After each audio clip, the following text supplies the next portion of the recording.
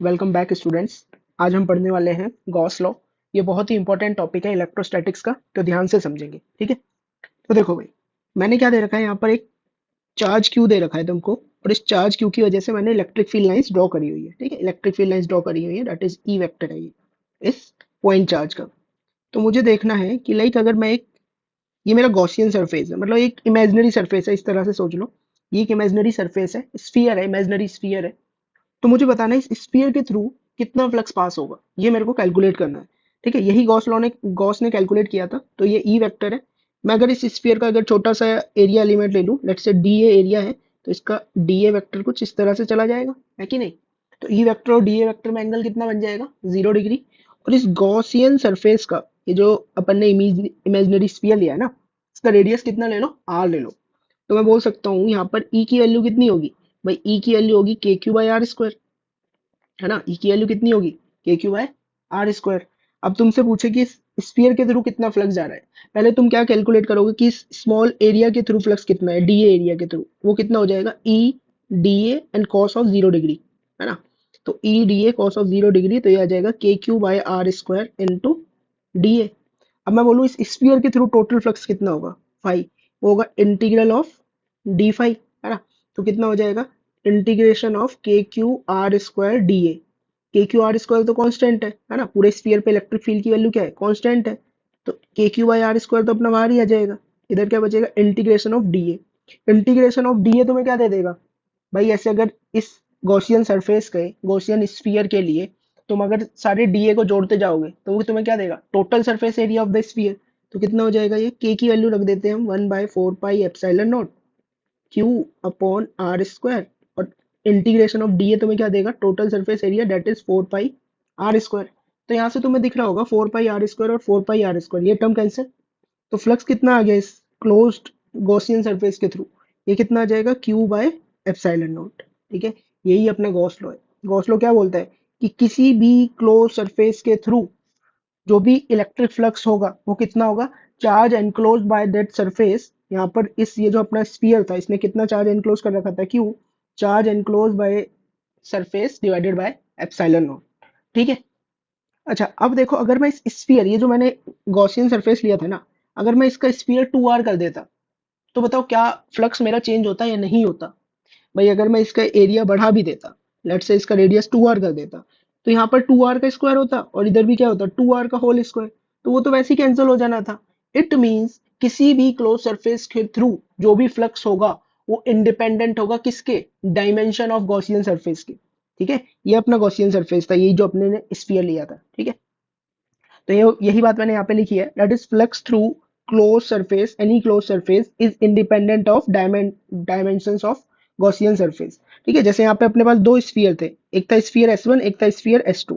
दोनों ही charge Q को enclose करके रखे हुए थे, ये इमेजिनरी स्फीयर्स हैं। ठीक है, तो दोनों के थ्रू ही फ्लक्स क्या रहेगा, सेम रहेगा, बिकॉज फ्लक्स डायमेंशन या बोले तो रेडियस पे डिपेंड नहीं करेगा। ठीक है, नेक्स्ट आते हैं, गॉस लॉ की स्टेटमेंट क्या कहती है भाई। गॉस लॉ की स्टेटमेंट बोलती है कि Gauss law states that the net electric flux passing through a closed surface is equals to charge enclosed by the surface divided by epsilon naught, है ना। इसका मतलब ये क्या बोल रहा है कि फाई इज इक्वल्स टू, ये कितना आएगा, integral E vector dot D A vector. ठीक है, क्लोज सरफेस है इसीलिए ये क्या बनाएंगे हम, इंटीग्रेशन पे भी क्लोज सरफेस बना देते हैं।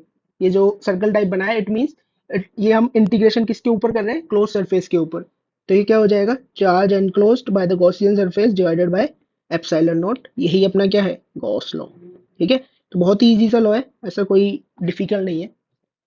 नेक्स्ट भी, नेक्स्ट यहाँ पर मैंने एक चार्ज रखा हुआ है, क्यू चार्ज, उसकी वजह से फील्ड लाइन मैंने तुम्हें शो कर रखी है। और यहाँ पर ये जो व्हाइट कलर का स्फीयर है, दिस इज गॉसियन स्फीयर, मतलब ये कोई इमेजिनरी स्फीयर है। हमसे बोला गया है कि इस स्फीयर के थ्रू कितना फ्लक्स पास करेगा, इस स्फीयर के थ्रू कितना फ्लक्स पास करेगा, है ना। तो कैलकुलेट करें, तो यहाँ पर देखो, जैसे इस पॉइंट पर अगर मैं देखूँ, इसके लिए ई वेक्टर रहेगा कुछ इस तरह से, और D A vector that is perpendicular to sphere, है ना। और इस पॉइंट पे देखूं तो ई वेक्टर जाएगा कुछ इस तरह से, और D A vector perpendicular to sphere कुछ इस तरह से होगा। ठीक है, अब इस पॉइंट पे अगर मैं ई डॉट डी ए निकालूंगा, ई डॉट डी ए निकालूंगा तो वो क्या होगा भाई, पॉजिटिव आएगा बिकॉज ई और डी ए के बीच में एंगल क्या है, लेस देन 90, मतलब cos थीटा पॉजिटिव।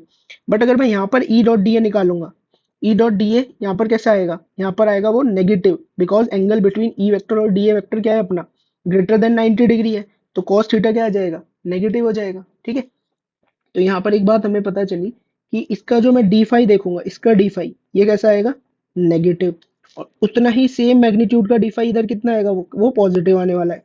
तो इट मीन्स ओवरऑल फ्लक्स कितना हो जाएगा अपना, जीरो।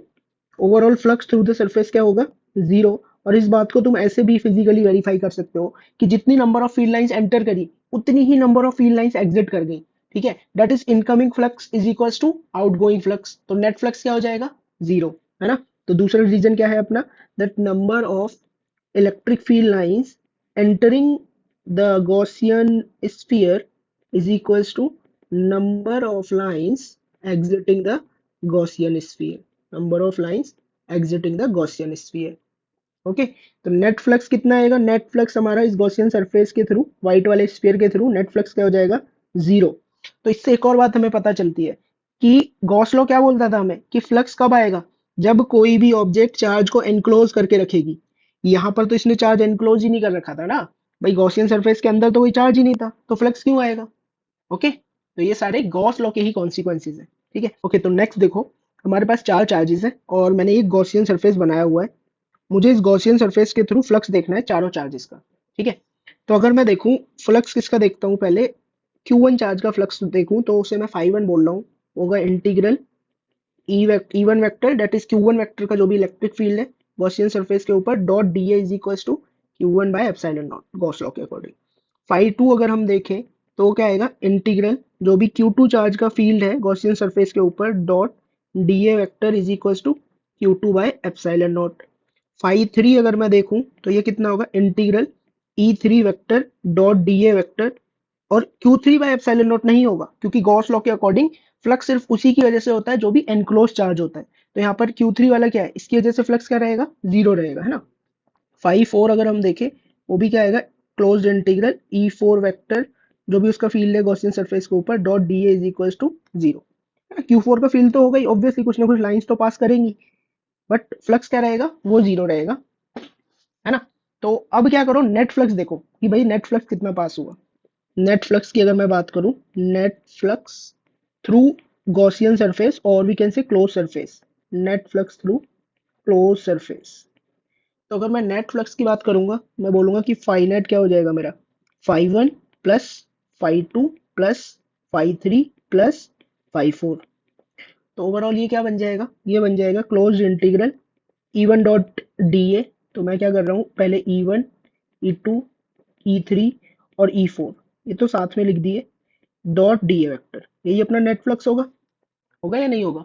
और ये नेट फ्लक्स आएगा किसके बराबर, भाई यहाँ से देखो इन चारों को ऐड करोगे तो कौन कौन से टर्म ऐड होंगे, ये वाले टर्म भी तो ऐड होंगे, तो Q one plus Q two by epsilon naught ये आ जाएगा। तो ये आ जाएगा Q one plus Q two upon epsilon naught के बराबर।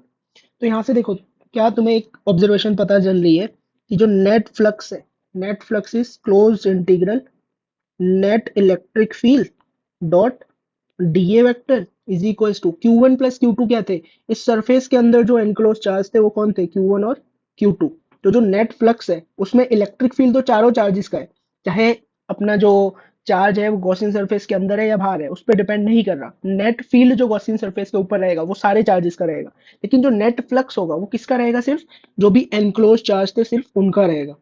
तो नेट फ्लक्स कितना आएगा अपना, ये होगा Q enclosed upon epsilon naught. ठीक है, ये हो गया Q enclose by epsilon not, बात समझ में आई। ठीक है, नेक्स्ट देखो भाई, यही हमने पॉइंट यहाँ पे मैं लिख रहा हूँ कि जो ये वाला जो फॉर्मूला हमने लिखा है, phi net is equal to integral E naught dot D A is equal to charge enclose by epsilon naught. Here E net is the net electric field due to all charges, चाहे वो charge inside है या outside है close surface के। दूसरा, charge enclosed क्या है, net charge inside the surface, and the net electric flux due to outside charges is always zero. ठीक है, फील्ड क्या होगा, वो सारे चार्जेस का होगा, और जो फ्लक्स होगा वो किसका होगा, सिर्फ जो भी एनक्लोज चार्ज है अपने सरफेस के अंदर। ठीक है, नेक्स्ट इन्हीं स्टेटमेंट के बेस्ड अपने पास ट्रू फॉल्स है। तो एक बार तुम इस वीडियो को पॉज करके ट्रू फॉल्स खुद से एक बार लिखने की कोशिश करो कि कौन सा स्टेटमेंट ट्रू है और कौन सा स्टेटमेंट फॉल्स है। वीडियो को पॉज करो। ओके, चलो भाई देखते हैं अब कि ये ट्रू है फॉल्स है क्या है। पहला क्या बोला हुआ है कि अगर हमारा नेट फ्लक्स जीरो है, it mean charge enclose zero है। ठीक है भाई, बिल्कुल सही बात है, क्योंकि नेट फ्लक्स आता किसकी वजह से है? एनक्लोज चार्ज की वजह से आता है। तो नेट फ्लक्स जीरो है मतलब एनक्लोज चार्ज भी जीरो होगा, ये 100% ट्रू बात है। दूसरा क्या बोल रहा है, if electric field on surface is zero everywhere, it means charge enclose is zero. बोला इलेक्ट्रिक फील्ड सरफेस के ऊपर जीरो है हर एक पॉइंट पे सरफेस के, तो इसका मतलब ये हुआ कि उधर एनक्लोज चार्ज जो है वो अपना जीरो है। ये ट्रू है या नहीं है? भाई इधर से देखो कि अगर तुम्हारा चार्ज एनक्लोज जीरो हो गया है ना, चार्ज एनक्लोज जीरो मतलब ओवरऑल ये वाला टर्म जीरो हो जाएगा। ये टर्म जीरो हो गया जैसे ही, तो मैं क्या बोलूंगा कि डीए तो जीरो हो नहीं सकता, इट मींस नेट जो इलेक्ट्रिक फील्ड है वो जीरो हो जाएगा। तो ये वाली स्टेटमेंट भी एकदम ट्रू है। नेक्स्ट क्या बोला है कि if electric field is zero on surface, electric field हमारा जीरो है सरफेस के हर एक पॉइंट पे, तो it means net flux is zero. तो भाई हमें पता है कि अगर फाई नेट क्या होता है, this is integral E naught dot D A. अगर हमारा ई नेट ही जीरो है, ई नेट अगर जीरो है तो नेट फ्लक्स भी क्या हो जाएगा? जीरो। तो ये भी ट्रू स्टेटमेंट है। बोला अगर चार्ज एनक्लोज जीरो है, इसका मतलब ये हुआ electric field zero everywhere on the surface. Charge enclose zero है तो ये बोल रहा है कि electric field zero everywhere on the surface, है ना। तो इसके लिए मैं क्या करूंगा, देखो जैसे अगर ये केस लिया था ना, ये मेरा गॉसियन सरफेस है और यहाँ मैंने अगर कोई चार्ज रख दिया, तो भाई तुम्हें क्लियरली दिख रहा है कि सरफेस के ऊपर इलेक्ट्रिक फील्ड तो है, बट इसके थ्रू फ्लक्स क्या है? वो जीरो है। It means it is a false statement. हम ये बोल सकते हैं कि अगर चार्ज एनक्लोज जीरो है तो इलेक्ट्रिक फील्ड सरफेस के हर एक पॉइंट पे क्या रहेगा? जीरो रहेगा, है ना। अब तुम बोलोगे सर लेकिन आपने तो सेकंड स्टेटमेंट जैसे ही लग रहा है, उसको तो आपने ट्रू बोल दिया। भाई उसको मैंने ट्रू इसीलिए बोला कि इलेक्ट्रिक फील्ड सरफेस पर जीरो है एवरीवेयर, तो चार्ज एनक्लोज जीरो है। भाई इलेक्ट्रिक फील्ड सरफेस पे जीरो ही है, मतलब ना बाहर कोई चार्ज है ना अंदर कोई चार्ज है, तो ऑब्वियसली बात है कि चार्ज एनक्लोज क्या आएगा? जीरो आएगा। नेक्स्ट स्टेटमेंट है कि अगर नेट फ्लक्स हमारा जीरो है तो इलेक्ट्रिक फील्ड जीरो होगा everywhere on the surface. Net flux zero है तो वो क्या बोल रहे हैं हम कि इलेक्ट्रिक फील्ड जीरो रहेगा। भाई यहाँ पर ही ऊपर वाले केस में सेम यही वाली बात है कि नेट फ्लक्स क्या है यहाँ पर? जीरो। बट इलेक्ट्रिक फील्ड तो एग्जिस्ट कर रहा है सरफेस के हर एक पॉइंट पे, इलेक्ट्रिक फील्ड तो एग्जिस्ट कर रहा है ना, तो मतलब ये वाली स्टेटमेंट भी क्या है अपनी? फॉल्स हो जाएगी। आज समझ में आई? ठीक है, नेक्स्ट देखो। नेक्स्ट क्या दे रखा है कि अपने पास एक स्फीयर है और उसमें दो चार्ज है। ये ऐसे समझ लो एक इलेक्ट्रिक डाइपोल रखा हुआ है, एक इलेक्ट्रिक डाइपोल रखा हुआ है और अपन ने एक स्फीयर लिया हुआ है। स्फीयर क्या है? स्फेरिकल गॉसियन सरफेस है। बोला इस गॉसियन सरफेस के थ्रू फ्लक्स कितना होगा? तो चार्ज एनक्लोज क्या हो गया? चार्ज एनक्लोज अपना क्या हो गया? जीरो। तो नेट फ्लक्स क्या हो जाएगा? पाई नेट हो जाएगा जीरो। ठीक है, तो डाइपोल की वजह से कोई भी फ्लक्स नहीं होगा किसी भी क्लोज्ड सरफेस के थ्रू। Okay, next question. यहाँ पर हमें तीन अलग अलग क्वेश्चन है, ऐसे समझ लो।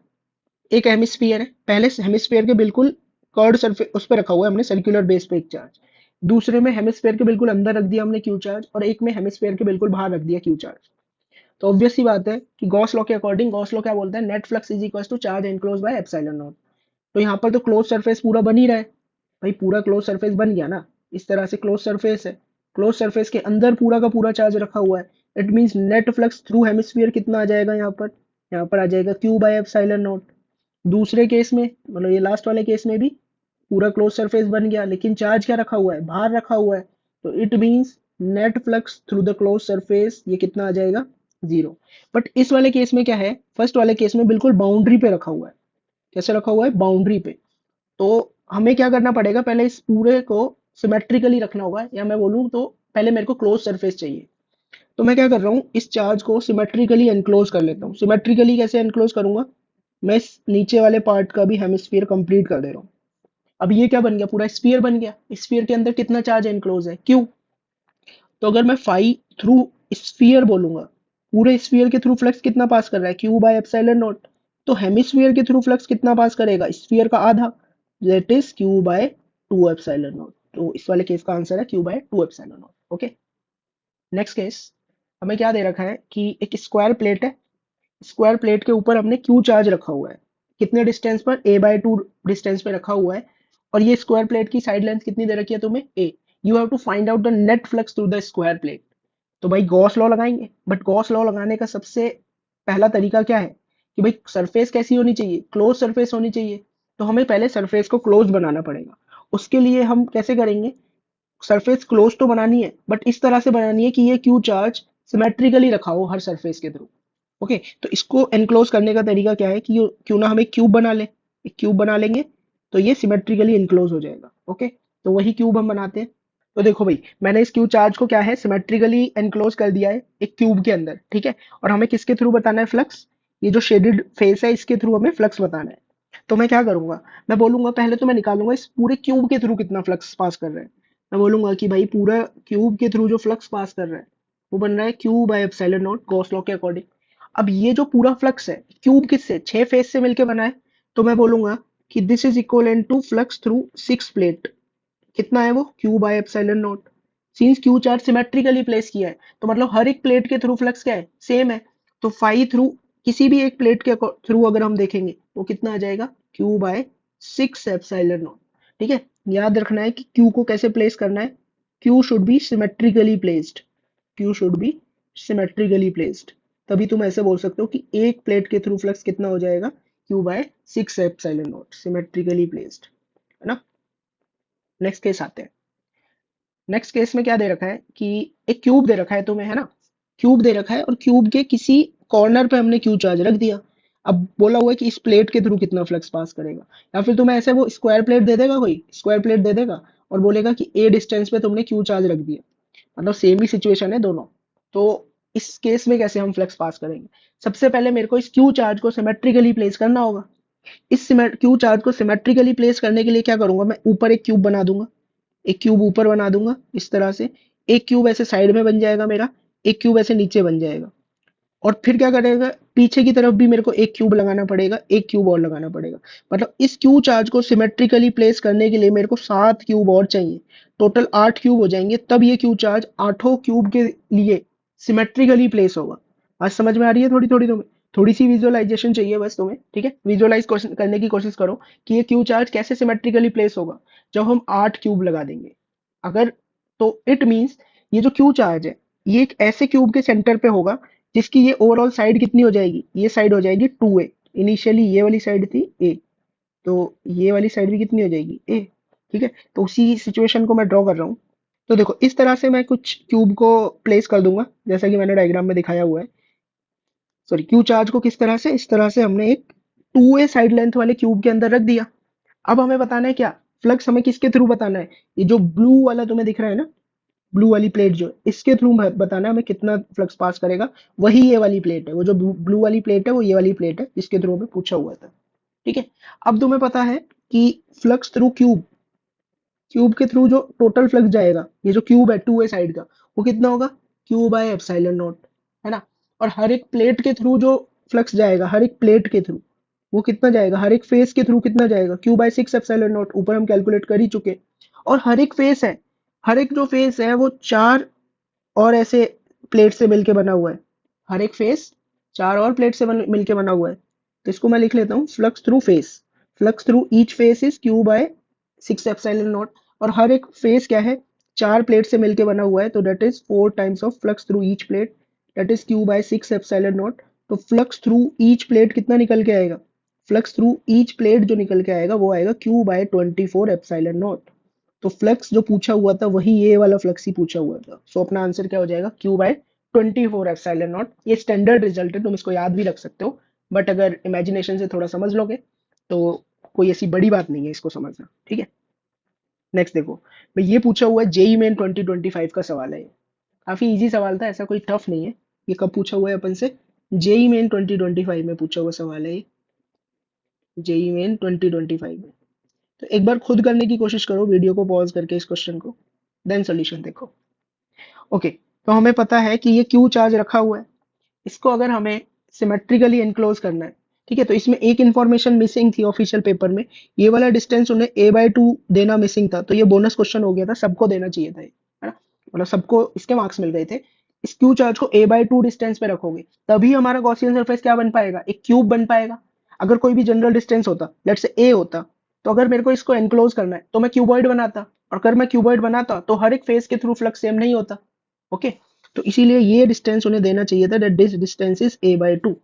तो हम क्या करेंगे, क्यूब कंप्लीट कर लेंगे। क्यूब कंप्लीट करेंगे तो जैसा ही ऊपर हम निकाल भी चुके हैं कि फाई थ्रू हर एक फेस कितना आ जाएगा, हर एक फेस के थ्रू फ्लक्स कितना होगा, Q/6 एप्सिलॉन नॉट, है ना। और ये जो फेस है, ये फेस कितने प्लेट से मिलके बना हुआ है, ट्राइंगुलर प्लेट्स देखो, एक, दो, ऐसी 8 ट्राइंगुलर प्लेट बन जाएंगी।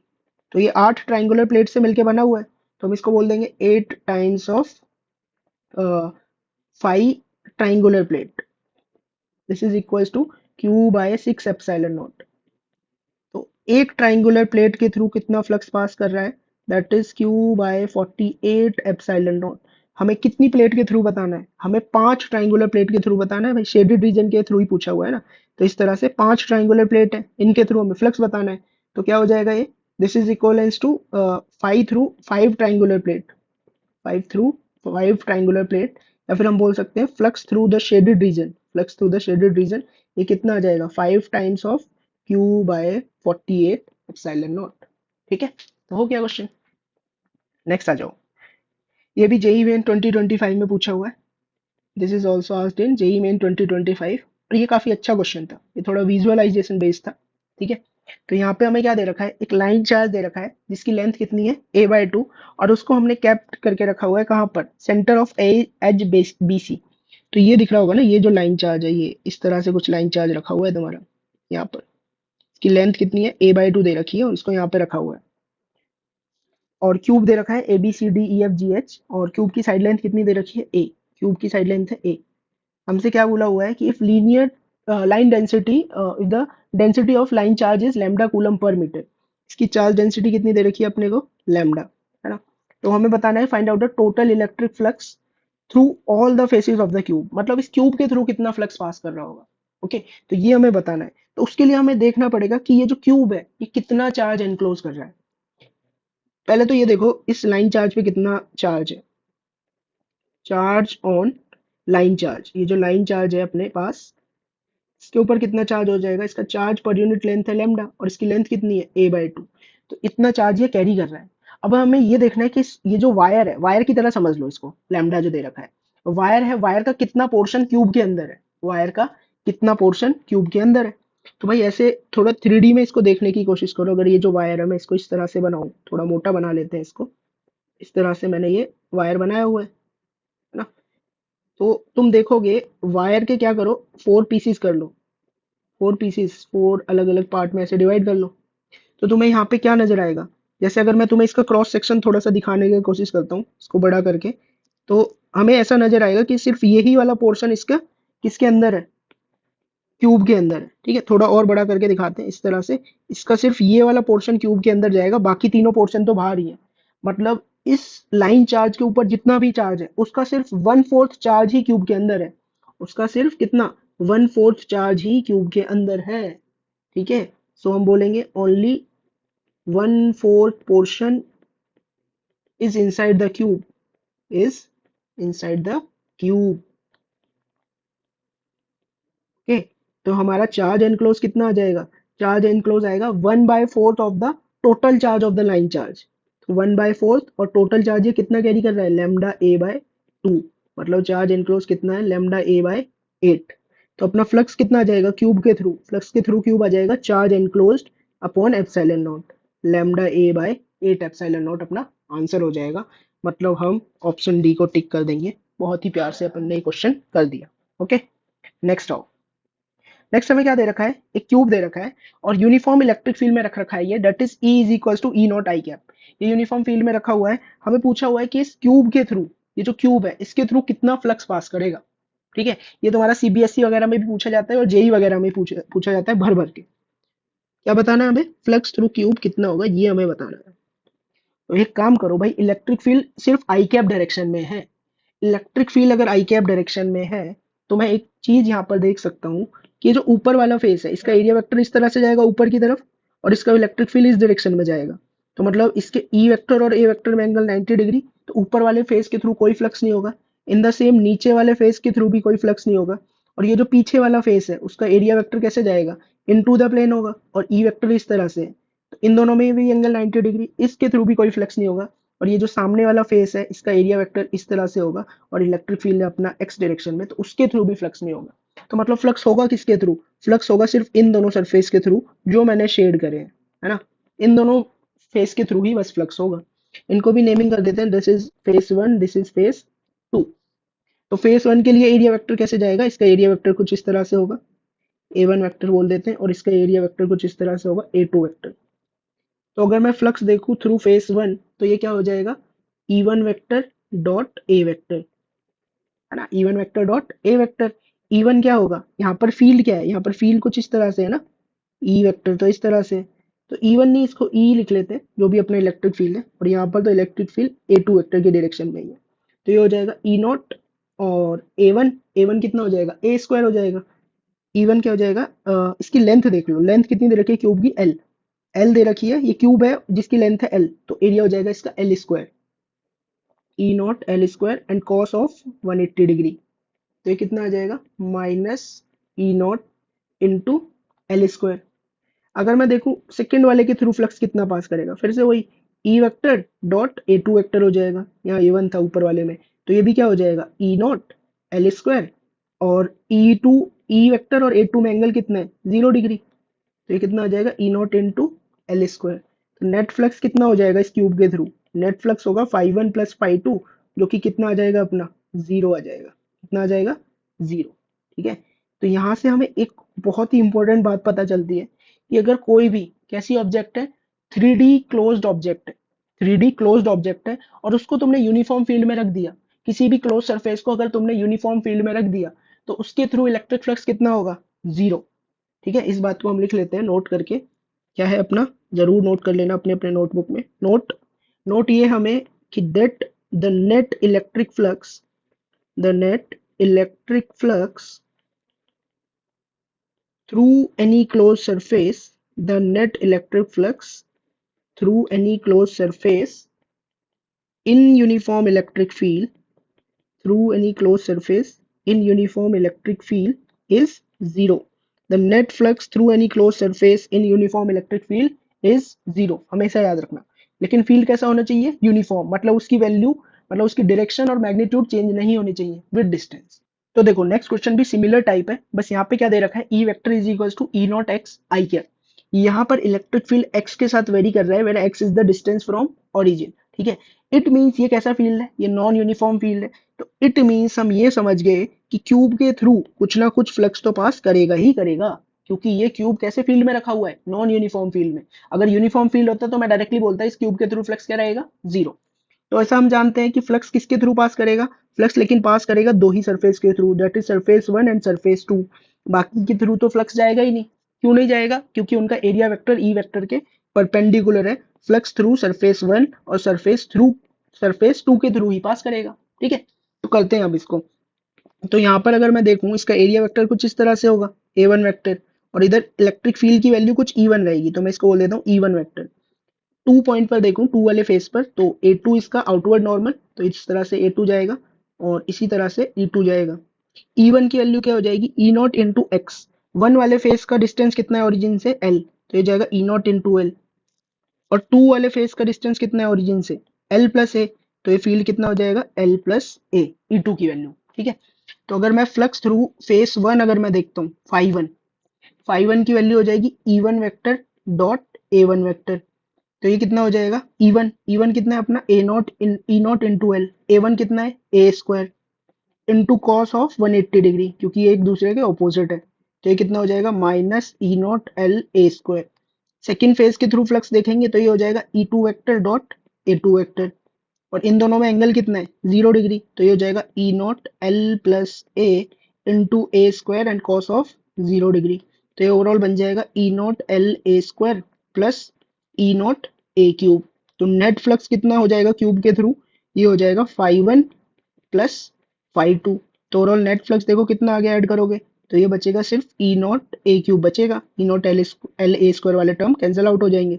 तो this is the net flux through the given surface. और ये हम शुरू में ही जान गए थे कि ये क्यूब नॉन यूनिफॉर्म फील्ड में रखा हुआ है, मतलब इसके थ्रू कुछ ना कुछ तो नेट फ्लक्स आएगा ही आएगा। नेक्स्ट देखो, हमें क्या दे रखा है? A charge Q is uniformly distributed on a ring of radius R. एक रिंग तुम्हें दिख रही होगी, ये जो रिंग है इसका रेडियस बता रखा है आर, और इसके ऊपर अपन ने क्यू चार्ज यूनिफॉर्मली डिस्ट्रीब्यूट करके रखा हुआ है। कैसा? Positive Q charge uniformly distributed है इस रिंग के ऊपर। अब हमें बोला है कि एक स्फेरिकल गॉसियन सरफेस है सेम रेडियस आर का, उसको हमने कैसे रखा है कि उसका सेंटर, उसका ये जो रिंग का सेंटर है वो उसकी पेरीफेरी पे आ रहा है, मतलब उसके सर्कमफेरेंस पे आ रहा है, जैसा कि दिखाया गया है। We have to find out the net flux through this spherical Gaussian surface. Okay, तो नेट फ्लक्स हमें सिंपल सा कॉन्सेप्ट क्या है कि charge enclose by epsilon naught. तो हमें ये देखना पड़ेगा कि ये जो स्फेरिकल गॉसियन सरफेस है ये चार्ज कितना एनक्लोज कर रहा है। उसके लिए मैं क्या कर रहा हूँ, तो देखो मैं ऐसे इस तरह से, मान लो ये लाइन इधर ज्वाइन करी, ये एक लाइन मैंने इधर ज्वाइन करी है, एक लाइन मैंने इधर ज्वाइन करी है, और एक लाइन ये इस तरह से इधर ज्वाइन करी है। और यहाँ पर इन दोनों के बीच का ये डिस्टेंस, अब देखो भाई ये क्या है, ये जो लाइन ओ से बी गई है इसका रेडियस, ये किसका डिस्टेंस कितना होगा, आर, रेडियस के बराबर। ओ से लेकर ए ये भी आर होगा, ओ वन से लेकर बी ये डिस्टेंस भी आर होगा, और ओ वन से लेकर आर ये डिस्टेंस भी आर होगा, और ओ वन के बीच का ये भी रेडियस के बराबर है, तो ये भी क्या रहेगा, आर। मतलब ये जो दो ट्राइंगल तुम्हें दिख रहे थे ये कैसे बन गए, इक्विलेटरल ट्राइंगल। इक्विलेटरल ट्राइंगल है तो ये एंगल भी कितना होगा, 60, और ये एंगल भी कितना होगा, 60 डिग्री। ठीक है, तो मैं क्या कर रहा हूँ, ओवरऑल लिख ले रहा हूँ।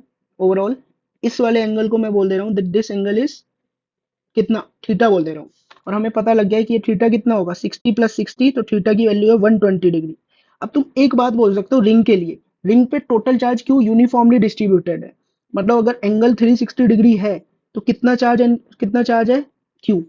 अगर एंगल 1 डिग्री होगा तो 1 डिग्री का जो आर्क बनेगा उसके ऊपर कितना चार्ज होगा, Q/360 डिग्री। अगर 120 डिग्री का जो आर्क बना है उसके ऊपर चार्ज कितना होगा, Q/360 into 120 degree, that is कितना चार्ज हो गया, Q/3। तो इसका मतलब तुम्हें ये पता लग गया कि ये जो आर्क है ये 120 डिग्री वाला आर्क था, इसके ऊपर कितना चार्ज है, Q/3। और यही वाला आर्क तो अपने स्फेरिकल गॉसियन सरफेस ने एनक्लोज करके रखा हुआ है। तो it means flux through the spherical Gaussian surface, flux through the Gaussian surface ये कितना हो जाएगा, Q/3 एप्सिलॉन नॉट।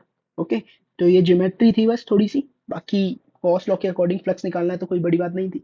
नेक्स्ट देखो भाई, तुम्हें एक स्फेरिकल गॉसियन सरफेस दे रखा है, व्हाइट कलर से शो कर रखा है, और एक लाइन चार्ज आ रहा है lambda. We have to find out the flux through this Gaussian surface. तो उसके लिए हमें ये देखना पड़ेगा कि ये कितना चार्ज एनक्लोज कर रहा है। ठीक है, तो पहले ये देखो कि कितनी लेंथ इस लाइन चार्ज की इस गॉसियन सरफेस के थ्रू पास कर रही है। ठीक है, तो मेरे को नजर आ रहा है कि मान लो अगर मैं इस लेंथ को बोल दे रहा हूँ L, this length is L, तो ये किसके बराबर रहेगा, ये डिस्टेंस बराबर रहेगा रेडियस के। तो पाइथागोरस के अकॉर्डिंग मैं एल को लिख सकता हूँ, this is square root R square minus X square. तो चार्ज एनक्लोज कितना आ जाएगा, चार्ज एनक्लोज हो जाएगा। अब इधर भी ये लेंथ कितनी रहेगी, एल। चार्ज एनक्लोज हो जाएगा charge per unit length into length, length कितनी है, 2l। तो ये कितना हो जाएगा, 2 lambda square root R square minus X square. तो इस इट मीन्स फ्लक्स कितना हो जाएगा, flux flux through this spherical Gaussian surface ये हो जाएगा charge enclose by epsilon naught. Charge enclose हो गया 2 lambda root R square minus X square upon epsilon naught. ठीक है, नेक्स्ट देखो भाई, नेक्स्ट क्या दे रखा है तुम्हें, फिर से वैसा ही कुछ है, एक स्फीयर था लेकिन इस बार जो इसके थ्रू क्या पास हो रही है, एक इनफाइनाइट शीट है जिसकी सरफेस चार्ज डेंसिटी दे रखी है sigma, and we have to find out the flux through this Gaussian surface. ठीक है, तो तुम देखने की कोशिश करोगे ना, इसका क्रॉस सेक्शन देखने की कोशिश करोगे, क्रॉस सेक्शन इस तरह से तुम्हें नजर आएगा। यहाँ पर ये जो शीट है ना ये ऐसे कुछ सर्कुलर टाइप का पैटर्न बनाएगी, स्फीयर को जो वैसे काटोगे ना, तो इसको यहाँ से काटोगे तुम्हें कैसा नजर आएगा कि ये कैसा मिलेगा, स्फीयर शीट का कैसा क्रॉस सेक्शन मिलेगा, सर्कुलर क्रॉस सेक्शन मिलेगा। तो हमें वही देखना है सर्कुलर क्रॉस सेक्शन पे कितना चार्ज एनक्लोज होगा। तो उसके लिए पहले क्या देखो, मान लो इसका रेडियस कितना है, आर है, इसका रेडियस कितना ले रहा हूं मैं, आर, और यहाँ से ये डिस्टेंस कितना रहेगा, ये रहेगा कैपिटल आर। तो इस स्मॉल आर की वैल्यू क्या आ जाएगी, पाइथागोरस थ्योरम से root R square minus X square. Sheet का कैसा क्रॉस सेक्शन है, स्फीयर के अंदर सर्कुलर क्रॉस सेक्शन है। इट मींस चार्ज एनक्लोज तुम्हारा कितना जाएगा, चार्ज एनक्लोज बताओ कितना हो जाएगा, चार्ज एनक्लोज हो जाएगा कितना, sigma, that is charge per unit area into area of sheet inside the Gaussian surface, sigma into pi R square. तो ये कितना आ जाएगा, sigma pi capital R square minus X square. तो फ्लक्स थ्रू स्फीयर कितना हो जाएगा, charge enclosed upon epsilon naught. Sigma pi R square minus X square upon epsilon naught. ये अपना फ्लक्स हो गया through the Gaussian surface. Okay, next देखो, ये अपना एडवांस लेवल का सवाल है। क्या दे रखा है इसमें? Figure shows an imaginary cube of side A. Cube दे रखा है, इमेजिनरी क्यूब जिसकी साइड है A. A uniformly charge rod जिसकी लेंथ कितनी है ए, ये मूव कर रही है राइट की तरफ विद कांस्टेंट स्पीड वी। ये जो रॉड है ना, तो ये रॉड मूव कर रही है with a constant speed V, cube के अंदर जा रही है। At t is equals to 0, the right end just touches the left face of the cube. Plot the variation of electric flux passing through the cube versus time. हमें graph बनाना है किसका? Electric flux versus time का graph बनाना है। तो Y axis पे क्या ले लूंगा मैं? फ्लक्स ले लूंगा। और एक्स एक्सिस पे क्या ले लूंगा? टाइम। ठीक है, तो फाई वर्सेस टाइम ग्राफ अपने को चाहिए। This is phi versus T graph. तो एक चीज देखो, अगर मैं बात करूं कि किसी भी टाइम टी पर, एट एनी टाइम टी, जब ये वायर एंटर कर रहा है, किसी भी टाइम टी पर वायर की कितनी लेंथ एंटर कर चुकी होगी? भाई हम बोलेंगे किसी भी टाइम टी पर वायर की जो लेंथ एंटर कर जाएगी वो कितनी हो जाएगी? Length is speed into time. तो किसी भी टाइम पर इसकी v into T length enter कर जाएगी, है ना? तो कितना चार्ज एंटर कर चुका होगा? कितना चार्ज एंटर कर चुका होगा? चार्ज एनक्लोज, ये हो जाएगा lambda charge per unit length into length, that is lambda V T.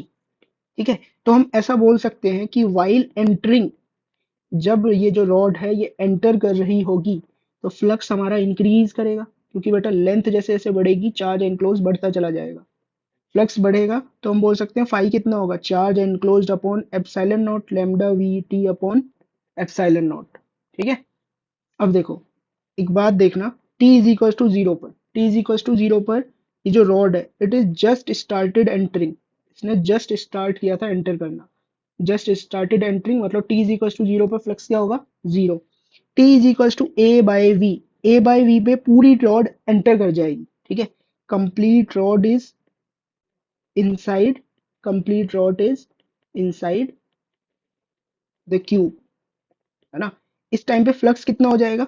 इस टाइम पे फ्लक्स भी मेरा हो जाएगा, मैक्सिमम फ्लक्स होगा क्योंकि maximum charge inside the cube है, जो कि होगा lambda V by epsilon naught into T.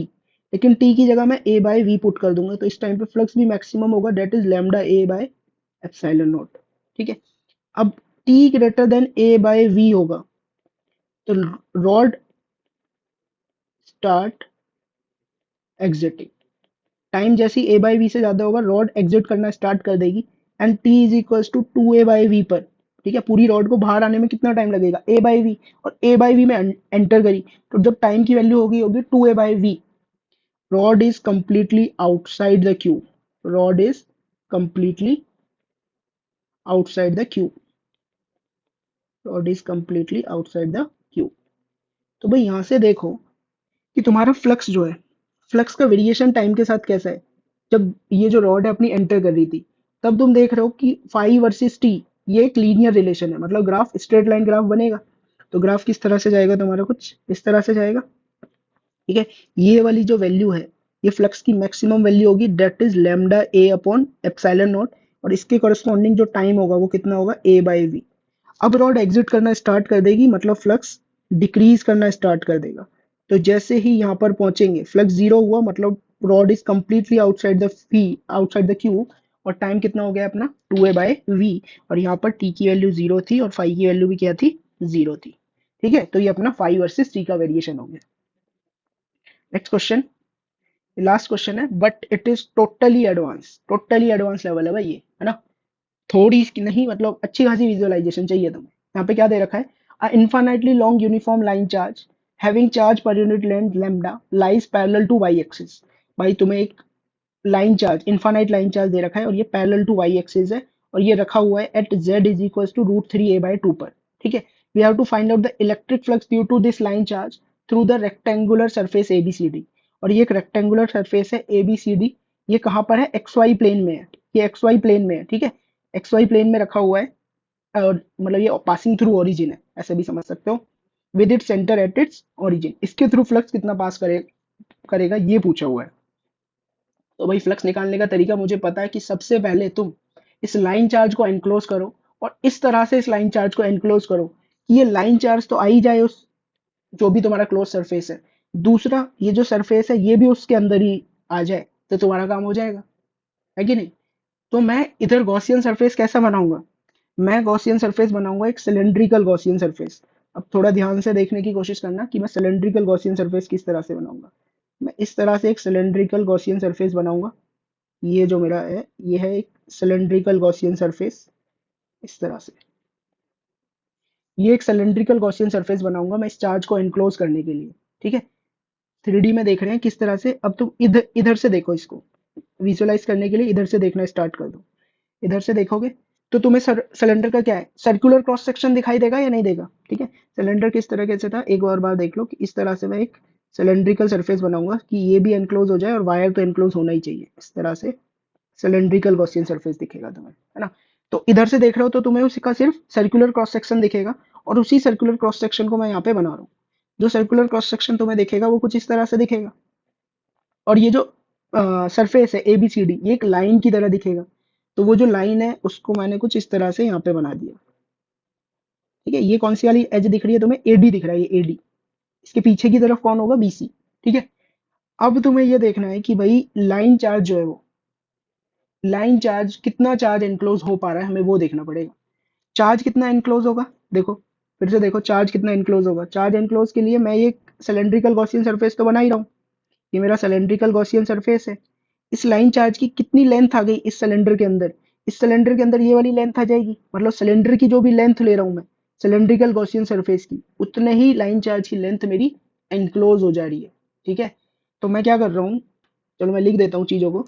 Late consider a consider a cylindrical Gaussian surface, consider a cylindrical Gaussian surface of length L, length क्या ले लो उसकी? L, and radius कितना लेंगे इसका? रेडियस बताओ, रेडियस बताओ कितना लें गॉसियन सरफेस का? रेडियस मान लेते हैं कि रेडियस आर ले लेते हैं। ठीक है, रेडियस आर है और लेंथ एल है। तो चार्ज एनक्लोज कितना हो जाएगा? चार्ज एनक्लोज मैंने बता ही दिया कि उतने ही लेंथ का चार्ज एनक्लोज होगा जितनी की लेंथ क्या है अपनी गॉसियन सरफेस की है। तो चार्ज एनक्लोज होगा charge per unit length line charge में, और गॉसियन सरफेस की लेंथ कितनी है? एल। तो लैम्डा इंटू एल अपना चार्ज एनक्लोज होगा। अब इस डायग्राम में वापस आ जाओ।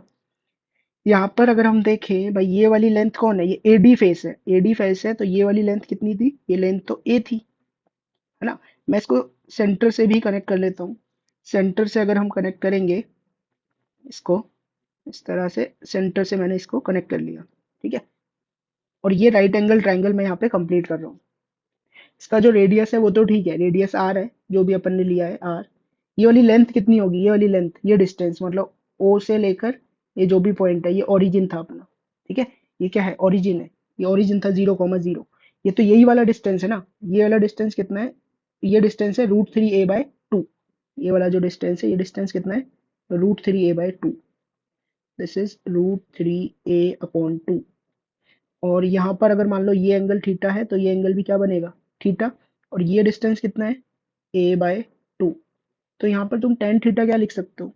टेन थीटा तुम लिखोगे, this is equals to tan theta हो जाएगा a/2 upon √3a/2। This is equals to 1/√3। मतलब थीटा कितना हो गया अपना? 30 डिग्री। आज समझ में आ रही है? फाई जो हमारा कंप्लीट सिलेंडर के थ्रू, सिलेंड्रिकल गॉसियन सरफेस के थ्रू जो फ्लक्स हमारा पास करेगा वो कितना होगा? Charge enclose by epsilon naught. Charge enclose कितना है? Lambda into L upon epsilon not. वो इस कंप्लीट किसके थ्रू है? ये जो सरफेस दिख रहा है ना सिलेंड्रिकल, ये पूरे सर्कल के थ्रू है, ऐसा देख लो, ये पूरे सर्कुलर के थ्रू है। लेकिन इस एडी फेस जो है, मतलब ये इस तरह से अपना कुछ फेस रखा होगा ना, इसके थ्रू कितना फ्लक्स पास करेगा? इसके थ्रू इतना फ्लक्स पास करेगा जो भी ये एंगल बना रहा है उतना। ठीक है, ये एंगल कितना बना रहा है? तो हम ऐसा बोल सकते हैं कंप्लीट सिलेंडर के थ्रू, मतलब 360 डिग्री एंगल के थ्रू फ्लक्स कितना पास कर रहा है? Lambda l bye epsilon not. अब ये जो एडी फेस है, एडी एबीसीडी फेस है, इसने कितना एंगल बना के रखा हुआ है? इसके थ्रू तो सिर्फ वही फ्लक्स पास कर रहा है जो कि इस 2 थीटा वाले एंगल पे। 2 थीटा मतलब 60 डिग्री एंगल में जो फ्लक्स पास करेगा वही इस एबीसीडी फेस के थ्रू फ्लक्स पास करेगा। तो मैं बोल सकता हूँ कि 1 डिग्री का एंगल है उसके थ्रू फ्लक्स कितना पास करेगा? Lambda l by 360 into epsilon not. But ABCD flux के थ्रू कितना पास कर रहा है? जो भी फ्लक्स 60 डिग्री के थ्रू पास कर रहा है वही अपना फ्लक्स एबीसीडी फेस के थ्रू पास कर रहा है। तो हो जाएगा lambda l by 360 epsilon not into 60 degree. मतलब फ्लक्स कितना पास करेगा, lambda l by 6 epsilon not, इतना फ्लक्स ABCD फेज के थ्रू पास करेगा। ठीक है, अच्छे से विजुअलाइज करके इस क्वेश्चन को करने की कोशिश करना। ठीक है, एक बार खुद से ट्राई करना कि हो पा रहा है या नहीं। It is totally advance level है। ठीक है, आई होप जितने भी सॉल्यूशन मैंने कराए हैं, जो भी कॉन्सेप्ट समझाया है, वो तुम्हें बढ़िया तरीके से समझ आए होंगे। ठीक है, तो इसी तरह से चैनल के साथ जुड़े रहिए for such awesome content. Thank you.